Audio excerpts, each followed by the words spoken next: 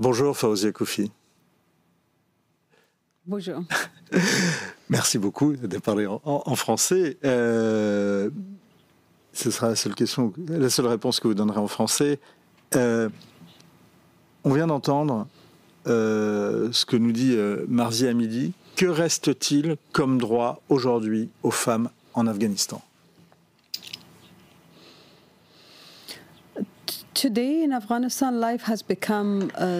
Aujourd'hui, en Afghanistan, la vie est devenue extrêmement difficile pour les femmes. L'Afghanistan est devenu comme une prison ouverte pour les femmes.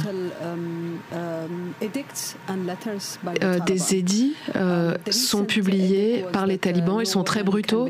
Récemment, on a décidé que les femmes n'avaient plus le droit de devenir infirmières ou docteurs ou personnel médical. Il a aussi été décidé que les maisons devaient être construites de manière à ce que les femmes ne soient pas visibles de l'extérieur, donc que la taille des fenêtres soit rétrécie pour qu'on ne puisse pas voir les femmes. Donc les femmes ont encore le droit de respirer, mais elles ne sont pas vivantes et on ne se sent pas vivante. La vie, c'est bien plus que d'être capable de respirer. Les talibans ont vraiment déclaré la guerre aux femmes.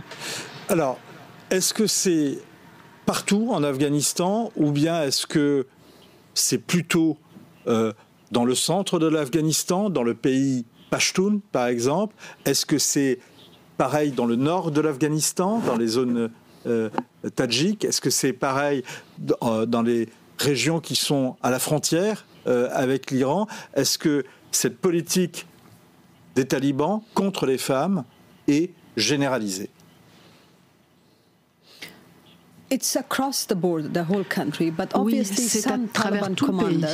Mais évidemment, il y a des commandants talibans, des fonctionnaires locaux qui n'obéissent pas nécessairement aux édits passés par les dirigeants dans certaines provinces. Par exemple, récemment, l'interdiction des cours d'infirmières et de sages-femmes pour les femmes. Certains gouverneurs de province ne se sont pas conformés à ces lois. Ce qui est un bon signe, parce que ça montre qu'au bout du compte, les talibans vont finir par se diviser et que nous pouvons utiliser cette division comme point d'action. Mais ce que font les talibans s'oppose au principe de l'islam. Et les talibans ne s'attaquent pas seulement aux femmes. Il y a d'autres problèmes bien plus graves que les droits des femmes. Par exemple, en réprimant les femmes, les talibans créent un déficit de 3 milliards dans notre économie chaque année.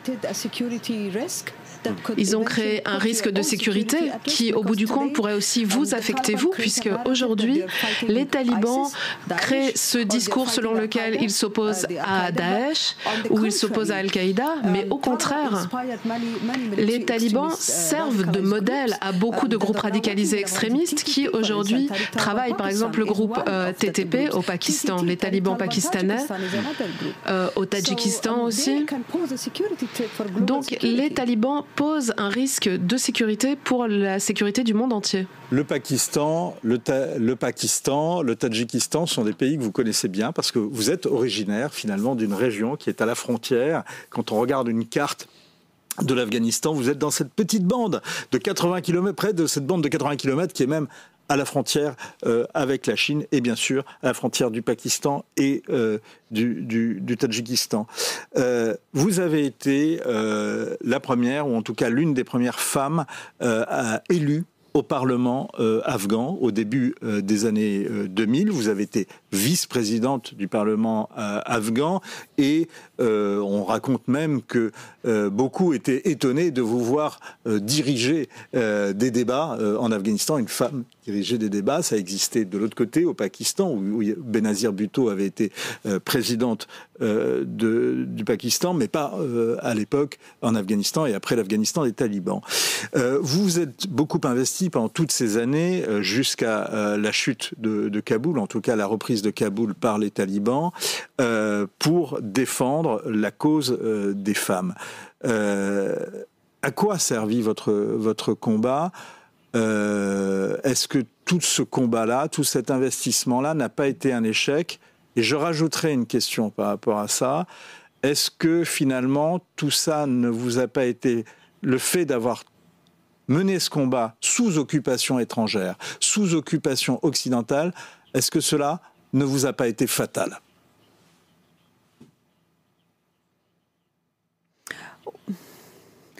Je ne pense pas qu'il y a eu une chute. Je ne pense pas qu'il y a eu la chute de notre peuple. Je pense que nous avons été trahis par nos alliés internationaux. Nous avions beaucoup de confiance en eux pendant 21 ans. Aucun pays, évidemment, n'aime être occupé par des troupes étrangères. Évidemment, nous ne voulions pas que les troupes étrangères restent en Afghanistan pour toujours. Mais la manière dont ils se sont retirés, dont ils ont signé un accord avec les talibans, dont les Américains ont négocié avec les talibans, en excluant la population, la société civile d'Afghanistan, tout ça a conduit au fait que l'Afghanistan soit remis entre les mains des talibans. Je ne pense pas que les talibans ont pris le pouvoir, je pense qu'on leur a remis le pays entre leurs mains. Ok.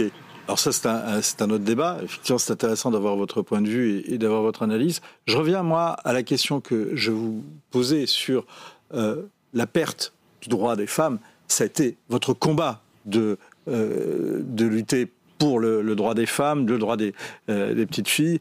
Et finalement, aujourd'hui, ce que vous êtes en train de dire, c'est qu'on est revenu à la situation qui était celle du temps du premier gouvernement taliban entre 1996 et 2001. Est-ce que finalement tout votre combat a échoué, a servi à rien, et est-ce que, surtout, il n'a pas souffert du fait que vous l'avez mené sous occupation étrangère? Autrement dit, est-ce que, aux yeux d'une partie des Afghans, qui ne sont pas forcément talibans, mais combat pour le droit des femmes égale un combat d'étrangers?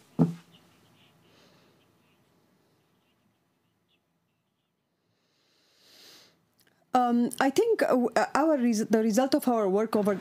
pense que le résultat de notre travail sur les 20 dernières années, même si c'était un travail difficile, même personnellement pour moi, j'ai été attaquée physiquement par les talibans, j'ai été blessée, mais notre obstination, cette lutte pour un meilleur Afghanistan où les hommes et les femmes ont des meilleurs droits, je pense que le résultat de cela, ça a été une transformation de l'Afghanistan. Aujourd'hui, on voit que les femmes mettent en question les talibans, même si ce sont des petits nombres, et ça, ce n'était pas le cas en 1996. Aujourd'hui, on voit que plus de gens rejoignent notre cause pour la liberté, des hommes et des femmes d'Afghanistan. Et ça, c'est le fruit du travail qu'on a mené pendant 20 ans. Évidemment, il y a eu des difficultés. Évidemment, vous avez raison, les talibans utilisent parfois nos luttes. Et même les soutiens des talibans disent « Ah oui, mais tout ça, c'était sous l'occupation étrangère que vous aviez ces droits et que vous étiez capable de vous battre. » Et parfois, ils essayent de discréditer notre lutte. Mais la majorité de la population en Afghanistan, ils n'aiment pas l'idéologie des talibans. Les talibans, ce sont un petit groupe de gens qui utilisent des armes pour réprimer le peuple, qui utilisent des armes à feu, qui utilisent l'islam comme une arme pour réprimer le peuple. Mais la majorité de la population, y compris dans le sud et dans l'est de l'Afghanistan, les gens ne soutiennent pas l'idéologie des talibans. Alors, vous dites que vous avez été victime d'attentats, hein. Ça a été notamment le cas à Herat, où vous avez eu vraiment... il s'en est fallu de peu pour que vous ne mouriez pas à ce moment-là. Donc, pour dire combien le combat que vous avez mené a été un combat total et qui vous a conduit à beaucoup de sacrifices, y compris l'exil en ce moment. Moi, je voudrais revenir au début de ce combat que vous avez mené. Comment l'instruction, comment l'éducation vous ont conduit à vous émanciper et à mener le combat en faveur des femmes? Vous savez, je viens d'une famille qui était conservatrice. Mon père était un député qui a été tué. Il a mis en place la première école de ma région, mais mes sœurs n'ont jamais eu le droit. Oui, il s'est marié 7 fois. Mes sœurs n'ont pas eu le droit d'aller à l'école. Et j'ai été la première fille de notre famille à aller à l'école. J'ai été la première dans beaucoup de domaines. J'ai été la première à me présenter pour être députée. J'ai été la première vice-présidente du Parlement. J'ai été la première femme à négocier avec les talibans. Ceux qui eux-mêmes m'avaient attaqué ont essayé de me tuer et j'ai négocié avec eux parce que j'étais convaincue que je pouvais les convaincre de vivre en coexistence. Yes, we'll come back. Vous portez le voile encore aujourd'hui, pourquoi? Because it's part of my identity. parce que cela fait partie de mon identité. Je ne le porte pas parce que les talibans m'imposent de le porter. D'ailleurs, les talibans, ils veulent que les femmes couvrent leur visage. Mais ça fait partie de mon identité et c'est très important pour nous de conserver notre identité. L'identité est importante. Je ne veux pas que les gens me regardent parce que je porte un foulard, pensent que je suis une femme faible. Je porte un foulard parce que ça fait partie de mon identité, mais je suis capable d'affronter les talibans avec mon foulard sur la tête. On va y revenir justement. Regrettez-vous la présence des Occidentaux entre 2002 et 2020 ? Je ne le regrette pas. Je pense qu'ils sont venus mener leur propre combat. Nous ne les avons pas invités à venir. Ils sont venus sur la base d'une résolution du Conseil de sécurité pour des raisons d'autodéfense. Et malheureusement, ils sont partis sans prendre en compte ce qui allait arriver à la population et en particulier aux femmes d'Afghanistan. Vous dites dans vos livres que vous avez essayé de négocier avec les talibans. Comment une femme négocie avec les talibans ? C'est ce qui a été votre cas à Doha. Au moment des négociations avec les talibans qui ont précédé la reprise du pouvoir. Les talibans pensent toujours que les femmes ne sont pas des êtres humains égaux à eux. Ils ont complètement effacé les femmes. Ils pensent que les femmes n'ont pas la connaissance, les compétences, le courage nécessaires. J'ai négocié avec les talibans parce que je voulais leur montrer qu'ils se trompaient. En fait, les femmes qui ont participé étaient bien plus éduquées, bien mieux informées qu'eux. Quand je parlais avec eux, je me suis aperçue que même leur connaissance de l'islam est très faible. J'ai négocié avec eux parce que je voulais les convaincre que l'Afghanistan est un pays pour tous les groupes ethniques, pour tous les groupes religieux.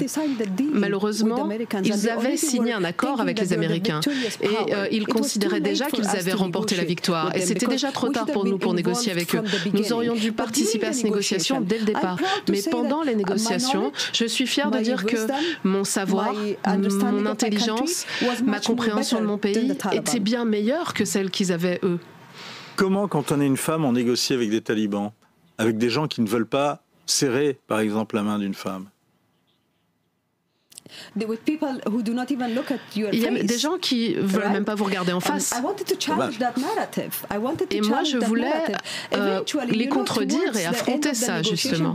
Vers la fin des négociations, ils se sont mis à m'appeler par mon nom, parce que nous sommes entrés dans des vraies discussions ensemble.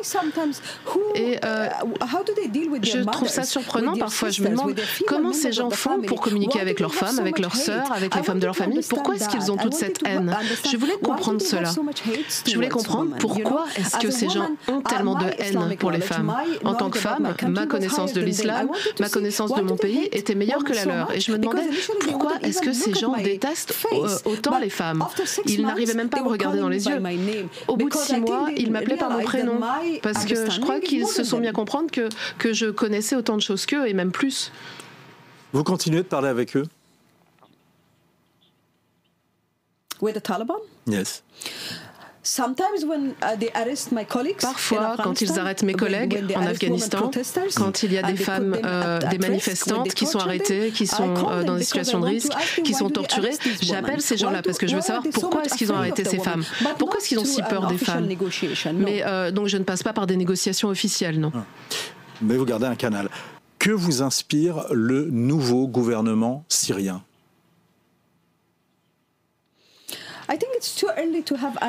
Je pense qu'il est trop tôt pour tirer des conclusions.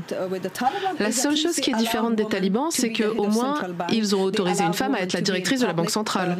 Ils autorisent les femmes à être en public. Donc ce que font les talibans, ils ont inspiré beaucoup de groupes militaires. Par exemple, la Libye, bientôt sera une autre version des talibans. Le Yémen a imposé le même genre de sanctions que les talibans. Boko Haram au Nigeria. Je pense qu'ils vont continuer à inspirer de plus en plus de groupes radicalisés. Mais en Syrie, je crois que c'est un peu tôt pour en juger. Pour ce qui est des droits des femmes, en tout cas, j'ai l'impression qu'ils sont différents des talibans. En tout cas, ils essayent de montrer qu'ils sont différents d'eux. À quoi ressemblerait un Afghanistan idéal pour vous, Fouza Koffi? Un Afghanistan idéal, et c'est ce pourquoi nous travaillons. Comme je l'ai dit dans mon livre, Lettre à mes filles, un Afghanistan idéal, ce serait un pays où tous les groupes ethniques, tous les groupes religieux, les hommes et les femmes pourraient vivre ensemble, dans le respect et la dignité. Merci beaucoup Faouzia Koufi, c'est votre livre, vous venez d'en parler. Lettre à mes sœurs, La voix des Afghanes, c'est aux éditions Michel Lafon. C'est votre livre, c'est votre histoire aussi, et c'est bien évidemment à lire. C'est un témoignage qui est dans la veine de ce que vous venez d'entendre. Merci beaucoup, merci infiniment d'être venu témoigner sur le plateau du Figaro. Merci beaucoup, merci de nous avoir suivis. On se retrouve demain, même heure, même endroit.